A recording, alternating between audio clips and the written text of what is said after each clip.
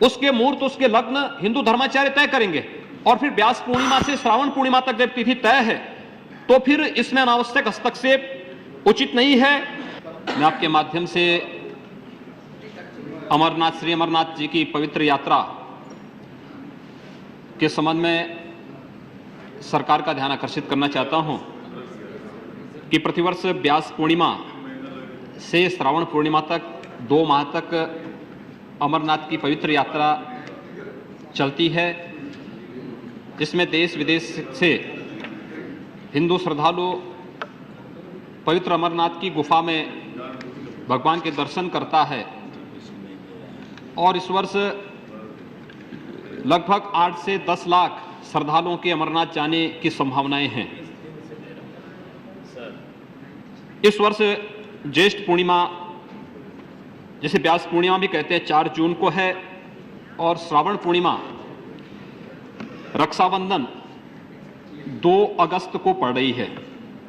तो नियमतः यह यात्रा 4 जून से 2 अगस्त तक होनी चाहिए, लेकिन श्री अमरनाथ श्राइन बोर्ड के अध्यक्ष के नाते जम्मू कश्मीर के महामहिम राज्यपाल ने 2 महीने की यात्रा की अवधि को घटा करके मात्र 39 दिन कर दिया है। महोदय, 2009 से पहले ये यात्रा 60 दिनों की होती थी और इस संबंध में 2004 में जम्मू कश्मीर उच्च न्यायालय के माननीय न्यायाधीश जस्टिस कोहली ने भी यह निर्णय दिया था कि यात्रा कम से कम 60 दिन होनी चाहिए।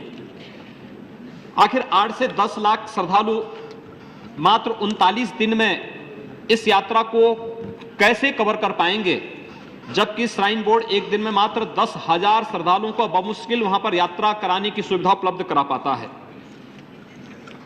इसलिए जम्मू कश्मीर की सरकार सीधे सीधे हिंदुओं के धार्मिक स्वतंत्रता का जो अधिकार है, उसके संवैधानिक अधिकार से उसे वंचित करके उसकी आस्था के साथ खिलवाड़ कर रही है।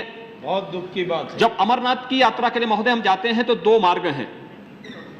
एक पहलगांव से चंदनबाड़ी होते हुए शेषनाग पंचतरणी होते हुए 32 किलोमीटर का पैदल मार्ग जाता है और दूसरा मार्ग सोनमर्ग बालताल होते हुए है, जिसमें लगभग 16 किलोमीटर की पैदल यात्रा होती है।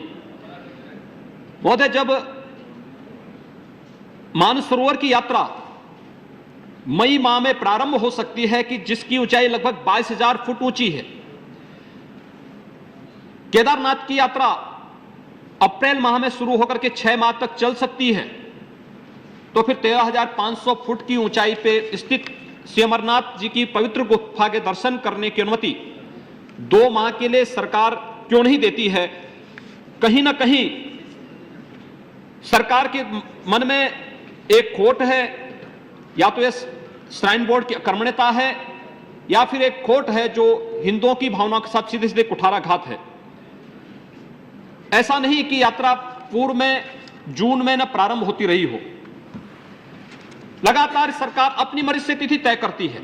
हमारे यहां पर्व और त्योहारों की तिथि हिंदू धर्माचार्य करेगा, उसके मुहूर्त, उसके लग्न तय करेगा। ये श्राइन बोर्ड का अधिकार नहीं। श्राइन बोर्ड को यात्रा की सुरक्षा, यात्रा की व्यवस्था का अधिकार है। उसके मुहूर्त, उसके लग्न हिंदू धर्माचार्य तय करेंगे और फिर व्यास पूर्णिमा से श्रावण पूर्णिमा तक जब तिथि तय है तो फिर इसमें अनावश्यक हस्तक्षेप उचित नहीं है।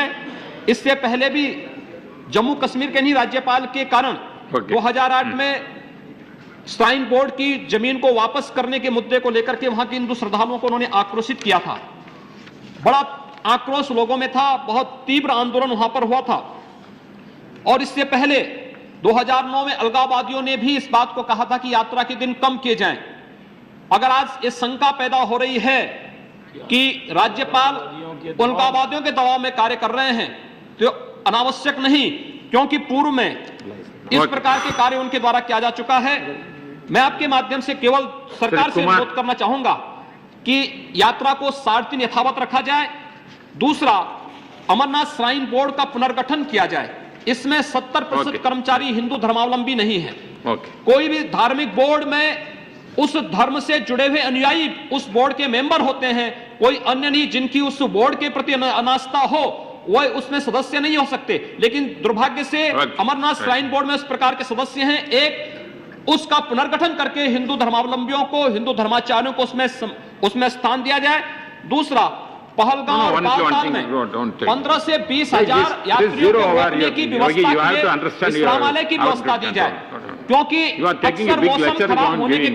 अक्सर मौसम खराब होने के कारण यात्रियों को वहां पर रुकना पड़ता है, और वहां पर यात्रियों की सुविधा न होने के कारण या फिर बुनियादी सुविधा न होने के कारण श्रद्धालुओं को समस्या होती है। मैं आपसे अनुरोध करना चाहूंगा कि वहां पर बालताल और पहलगांव में ये सुविधा उपलब्ध कराने का कष्ट किया जाए। धन्यवाद।